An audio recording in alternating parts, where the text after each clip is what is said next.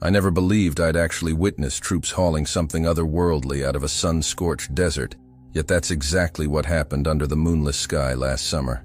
Even now, when I replay those moments in my head, I'm torn between denial and the undeniable.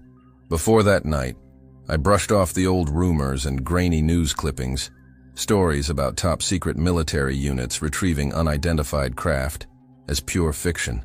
But once you see rows of armed soldiers encircling a massive saucer-like object, half buried in the sand, it's impossible to pretend our world is as simple as we thought.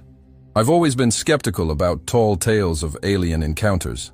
I used to point to logical explanations: weather balloons, experimental planes, overactive imaginations. After all, how many times have we heard about the Battle of Los Angeles back in 1942? An entire city on edge, anti-aircraft fire lighting up the sky, yet officials chalked it up to war jitters and false alarms. I believed those accounts were exaggerated, a historical curiosity at best. But now, with everything I've personally witnessed, I can't help but wonder, did I just cross over into the same territory of half-denied history? Or was I losing my grip on reality? The desert air was sharp that evening, surprisingly cool against my skin, even though the sand beneath my boots still radiated heat from the day's blistering sun. At first, I wasn't even supposed to be there. I'd driven out to meet a friend who claimed to have photographic proof of something strange. He was convinced the local base was hiding a high-security operation, insisting that UFOs had been sighted here long before the rest of the country caught wind. I rolled my eyes at his stories, until I heard an unearthly vibration rippling through the dunes, like a far-off generator winding up to a pitch that made my teeth ache. If you'd been standing where I was, feeling the ground quiver beneath you, would you have turned back or pressed on?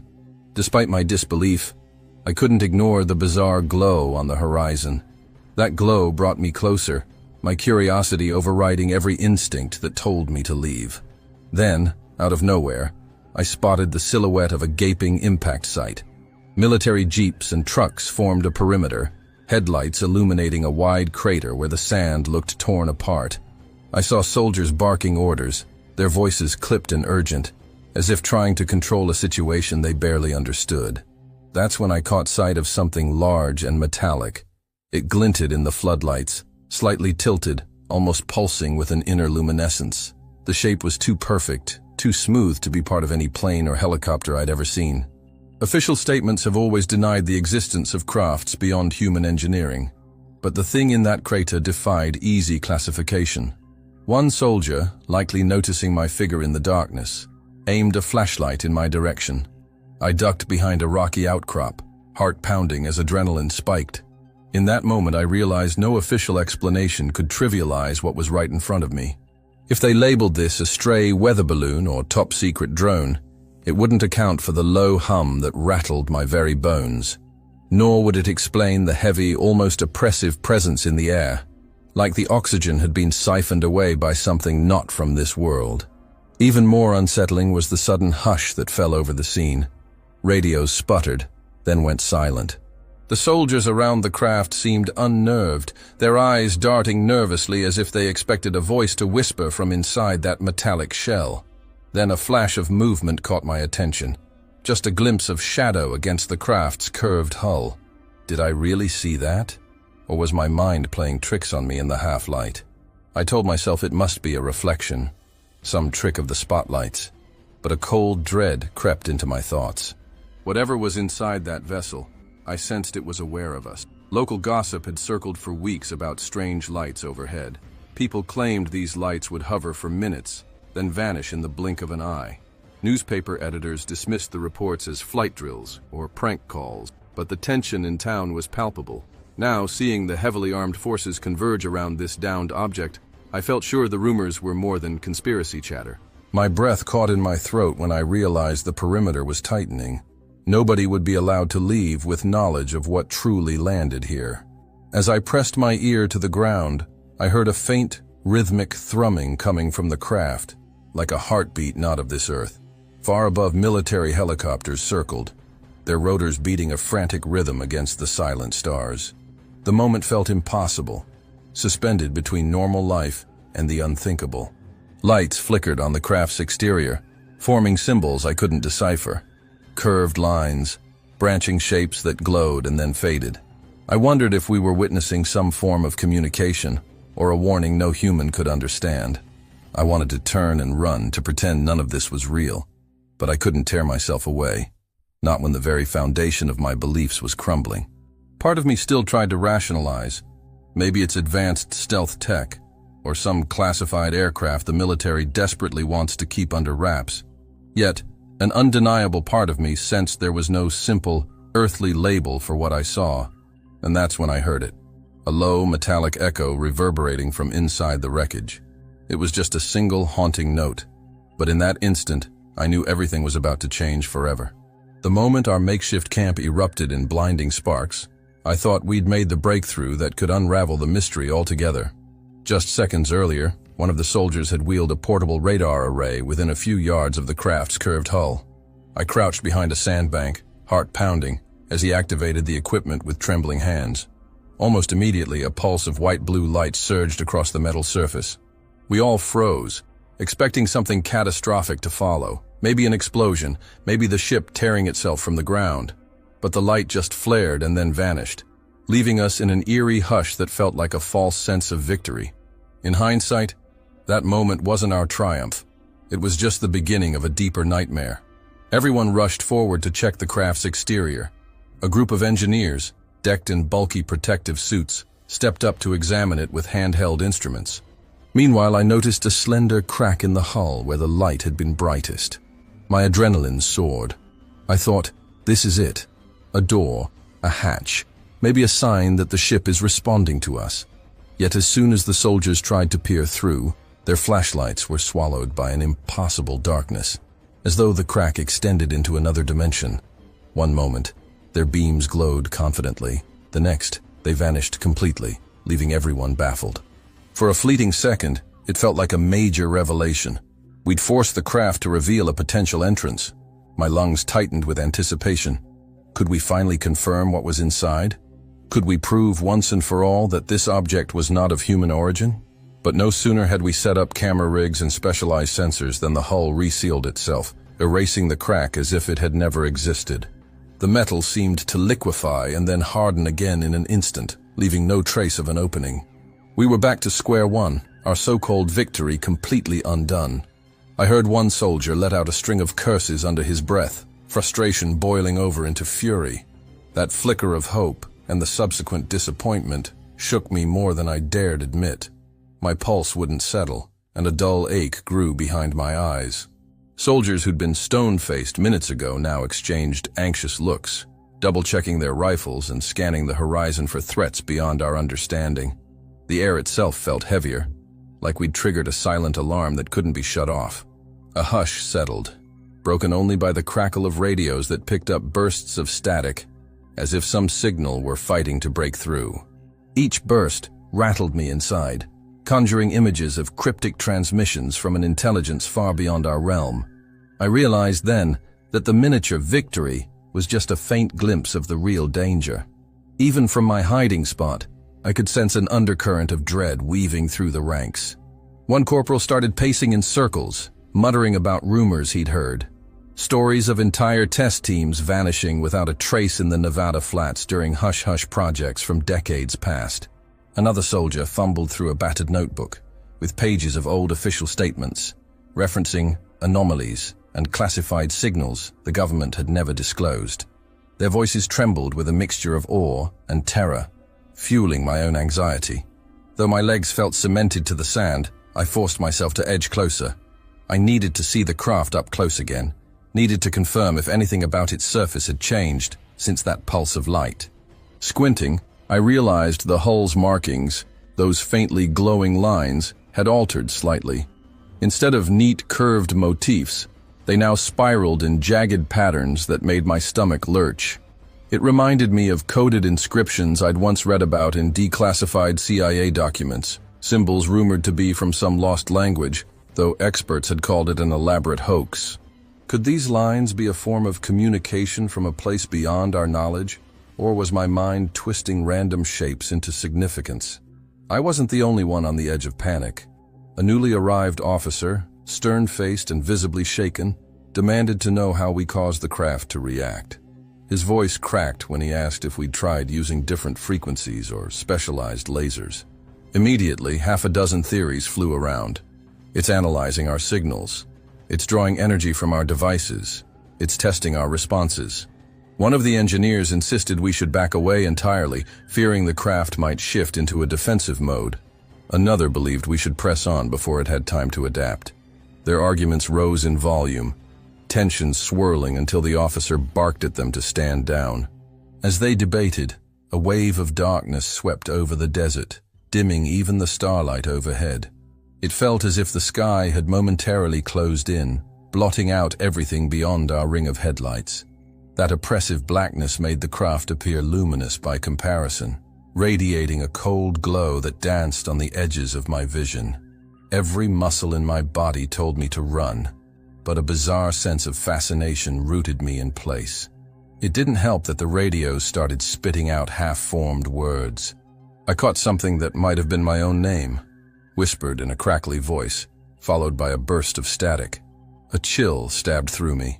Nobody else seemed to notice, but that single, distorted syllable echoed in my mind. I tried to convince myself it was just some random frequency overlapping with a distant broadcast, but doubt gnawed at me. If the craft was capable of scanning or mimicking us, this could be the first step in something bigger, something we weren't ready to face. Suddenly, a shrill alarm from the perimeter blared out. Motion sensors were tripped further down the dune, well away from our central encampment. Soldiers bolted into action, forming up with rifles raised. My heart thundered as we heard footsteps that didn't match human cadence, a staggered pattern that shuffled along the sand. In that moment, I realized our situation was spiraling into uncharted territory. We thought we'd reached a turning point when the hull reacted to our radar, but now it was clear. We'd only glimpsed the tip of an iceberg that ran far deeper than any of us dared imagine. And then, cutting through the alarms and radio static, an unearthly hiss echoed across the desert floor, making every hair on my neck stand upright. I had no idea what horrors would emerge next, but I knew one thing for certain. This was only the beginning. After that unearthly hiss sliced through the darkness, the entire camp was thrown into chaos. Soldiers fanned out in every direction, scrambling to pinpoint the source of the disembodied sound. It was like a collective nightmare. The sky seemed darker than it should have been, and the tall floodlights flickered as if starved of power. I stood near the craft, pulse hammering in my ears, still reeling from the sudden reminder that what we were dealing with was far beyond ordinary. Despite my shock, I couldn't tear my eyes away from that smooth, impossible metal. Every fiber of my being knew we were stepping into even more dangerous territory. That night, a new face arrived at our cordoned-off perimeter. An older man in a black suit who didn't wear any military insignia. He introduced himself as Agent Rourke, flashing credentials so heavily redacted I couldn't catch his agency. Immediately, the soldiers stiffened at his presence, as though they recognized the unspoken authority he carried. I overheard hushed whispers that Rourke had been present at other anomalous sites in the past. Alaska, the Pacific, even undisclosed arcs of desert here in the Southwest. His sudden appearance only fueled my suspicion that this incident was part of something bigger and more secretive than any of us wanted to admit. While Rourke demanded updates, another unexpected visitor crept into the outskirts of the camp. A local rancher named Maria. She claimed to have seen lights dancing over her property for weeks. A faint smudge of dust clung to her jacket, and her eyes flicked with equal measures of fear and determination. She pulled me aside to show me a Polaroid photo of something that looked eerily like the symbols on the craft's hull, but the photo was blurred, as if the shapes themselves shifted the moment she tried to capture them. She said her livestock had been behaving strangely, refusing to graze and huddling together in silent terror at night. I believed her, especially when I looked at her trembling hands.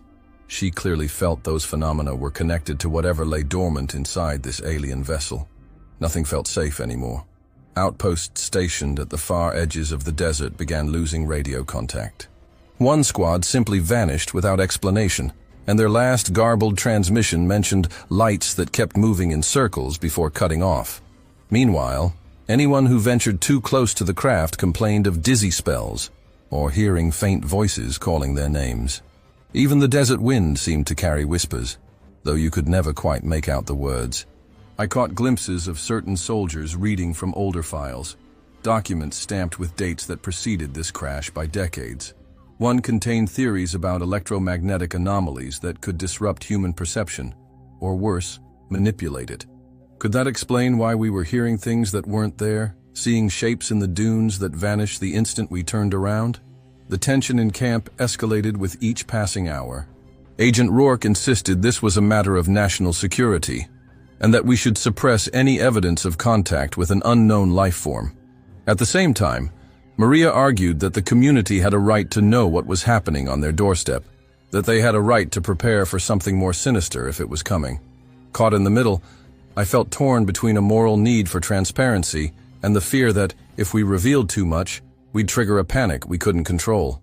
Besides, what if Rourke's warnings were justified? If the entity or entities behind this craft had intentions we couldn't fathom, maybe secrecy was the only way to keep a lid on the growing chaos. In the thick heat of midday, the craft seemed to shimmer with an unsettling vibrancy. The very air around it crackled, distorting the outlines of nearby trucks and tents. Some of our backup generators began failing without explanation, leaving portions of the camp in shadows. An unsettling theory started circulating, that the craft was siphoning energy, growing in strength or preparing for some next phase. Whether that was true or just fear run rampant, I couldn't say. But I knew one thing. Each new disturbance made me question our fragile grip on reality. By twilight, conflicting theories had torn open rifts among us. A few soldiers insisted the craft was inert, that everything we'd seen had a rational cause. Faulty wiring, atmospheric illusions, group hysteria. Others, including Maria and me, believed we were dealing with a technology designed to mislead us. As night fell, the tension soared. The quiet hum emanating from the craft deepened, resonating inside my chest like a second heartbeat. Each wave of sound reminded me that we were poking at forces that might snap back with devastating repercussions.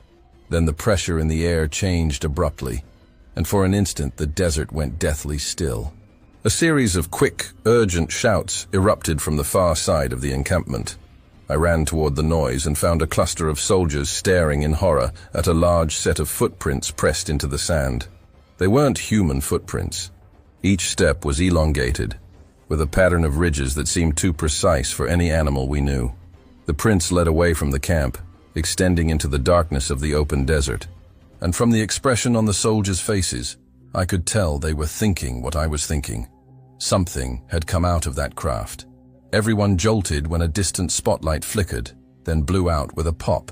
The uneasy hush that followed felt like the calm before a storm. Scanning the horizon, I noticed a single figure standing at the perimeter fence, motionless. My mind raced with possibilities. Was it one of our own? Or was it something else? In a sickening moment of realization, I saw that its posture was all wrong, arms hanging at unsettling angles. That's when lightning suddenly crackled across the sky, illuminating the silhouette in a harsh white glow. The figure was gone in the next flash, as if it had never been there at all. No one spoke a word, but the creeping dread was deafening. Whatever we thought we knew about this craft, we'd only scratched the surface. And now, with these impossible footprints and an ominous shadow drifting around our camp, I feared our time was running out. Whatever secrets the desert was hiding, they weren't meant to stay buried for long, and they might just tear us apart before we reached any answers. Everything exploded into chaos the instant someone spotted that hunched figure drifting among our tents. At first I thought my eyes were playing tricks in the gloom, but then a soldier shouted, "Contact!" and bright flashlights converged on a shifting silhouette.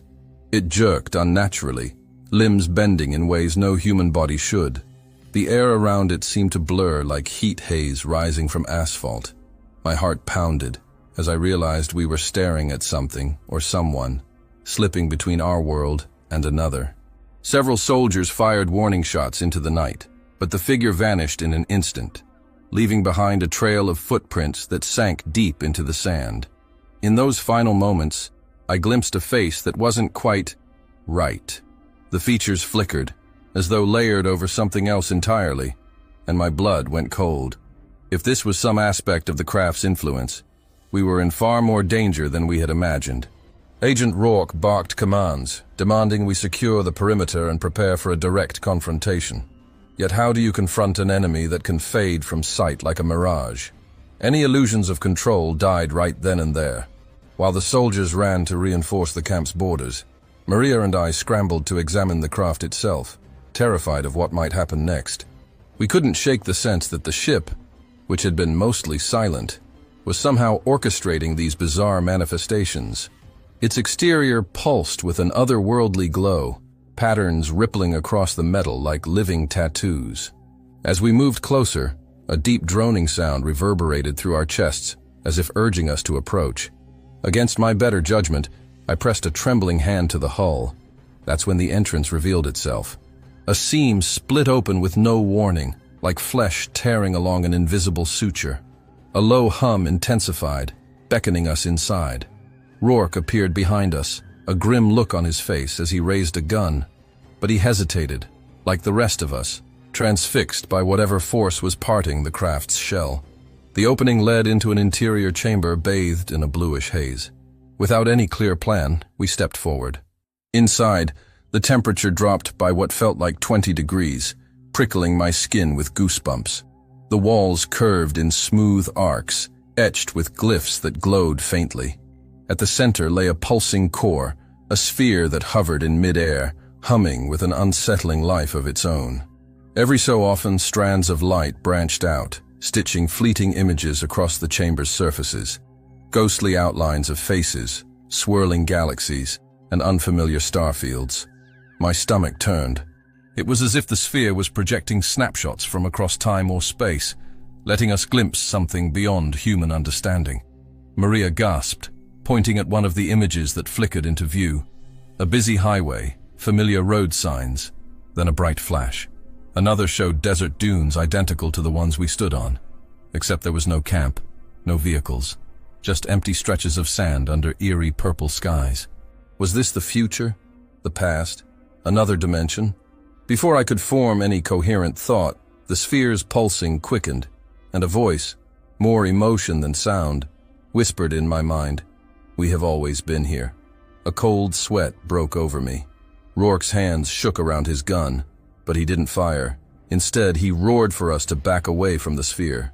Meanwhile, lines of greenish light snaked along the floor, converging into a narrow platform that seemed designed for a single occupant. Suddenly, the sound of metal grinding against metal tore through the chamber.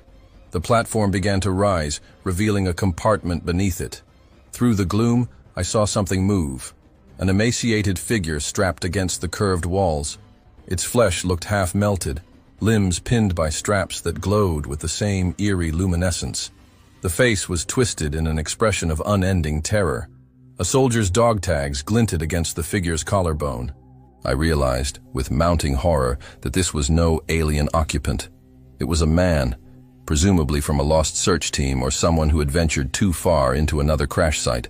The technology had done something to him, reshaped or consumed him in a hideous fusion of biology and metal. My stomach lurched at the thought. Was the craft capturing people to fuel its own existence, or to learn from us in some twisted experiment? Before I could speak, the figure's eyes opened, and a garbled rasp issued from its mouth. "They're inside your heads already." The lights flared, images coalescing into one final, terrible scene. Dozens of these craft, lined up in formation above a city skyline. My knees buckled. Rourke stumbled back, dropping his gun. If these visions were true, we stood on the brink of something unimaginable.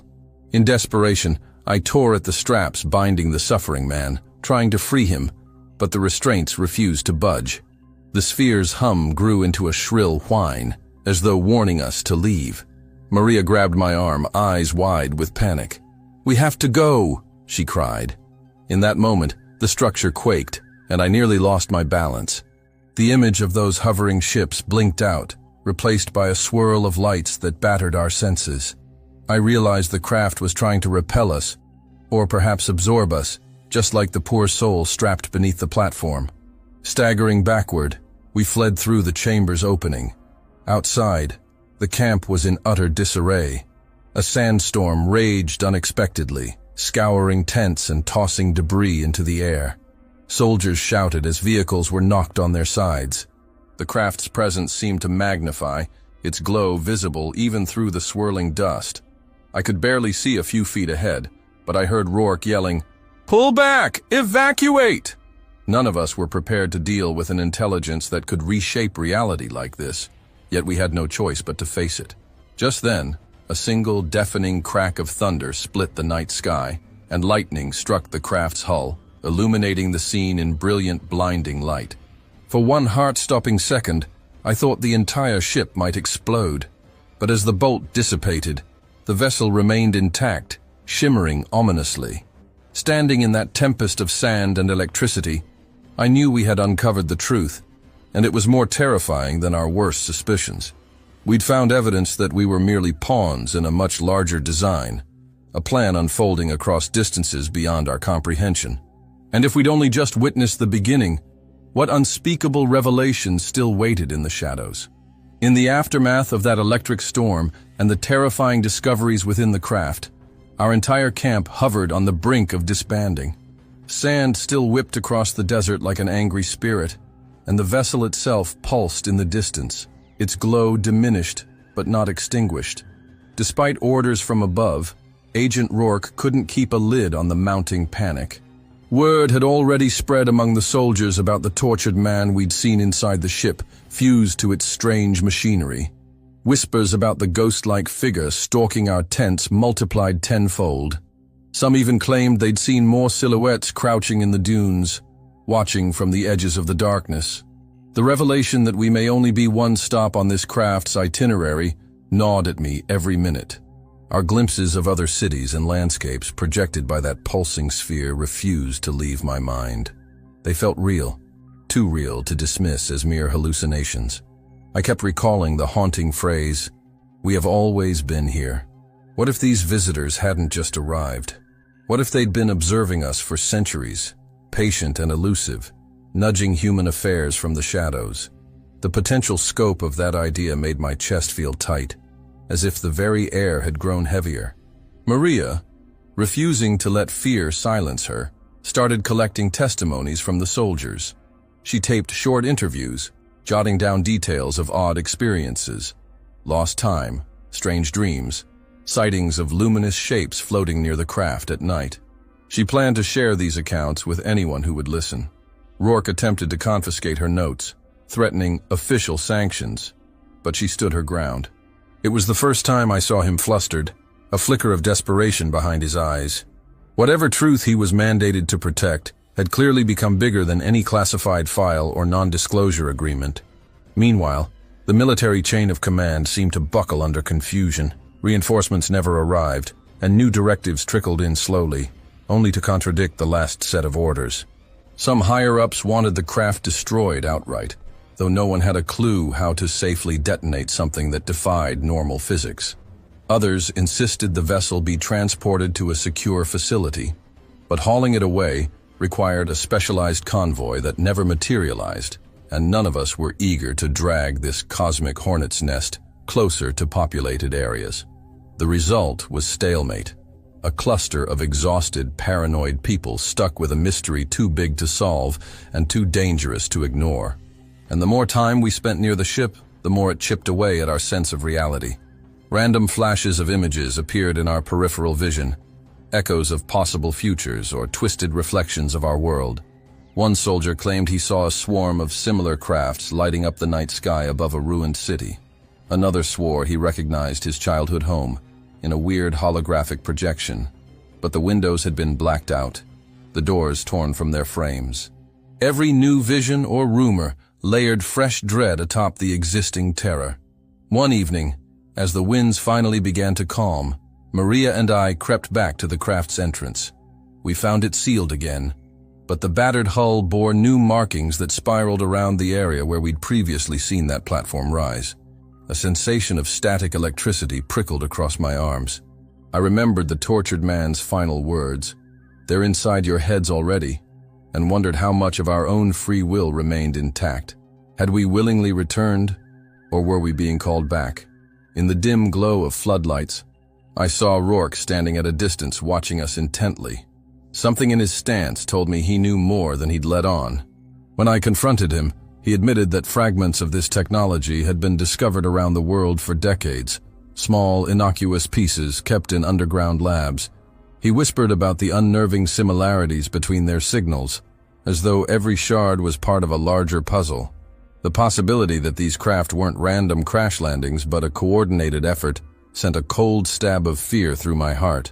Piecing together everything we'd witnessed, I realized the deeper horror. This ship was likely just one node in a sprawling network. The illusions it projected weren't random. They might be data streams exchanged with others of its kind. A faint hope stirred in me that we could warn people, maybe prepare them. But a darker thought quashed that hope. If we hadn't stopped even one craft, how could we stand against an entire fleet? The following morning, I decided I couldn't stay silent. Regardless of the risks, I started recording a personal journal of every detail. Strangely enough, my recordings occasionally picked up interference, snippets of static-laced whispers, as though someone or something was eavesdropping. Maria made backup copies of her interviews, stashing them in multiple hiding spots. We both sensed the cover-up was in full force. Men in unmarked vehicles began circling the site, taking photos, quietly assessing who knew too much. When 2 soldiers vanished overnight without explanation, we feared the worst, that an official clampdown was underway, or the craft had claimed new victims. By the time we packed our gear, the sandstorm's wreckage remained, but the desert beyond was hauntingly still. That's when we noticed the craft's hull was no longer glowing. It sat dormant, almost lifeless, as though waiting for its next cue to awaken. None of us felt reassured by this calm. If anything, it only convinced us that we'd merely glimpsed the tip of a terrifying iceberg. As I stepped away from the site, a single, unshakable thought pounded in my mind. What if this was only one crash? If these anomalies were scattered across the planet, how many other secrets were buried just beneath our feet? Even now, as I share these final words, I can't banish the memories of that tortured man or those flickering visions of cities under alien skies. If we've only scratched the surface, I shudder to think what else might be lurking, silent and watchful, among the dunes, or even closer to home. Perhaps the real question is no longer if we're alone, but how long we can pretend we ever were.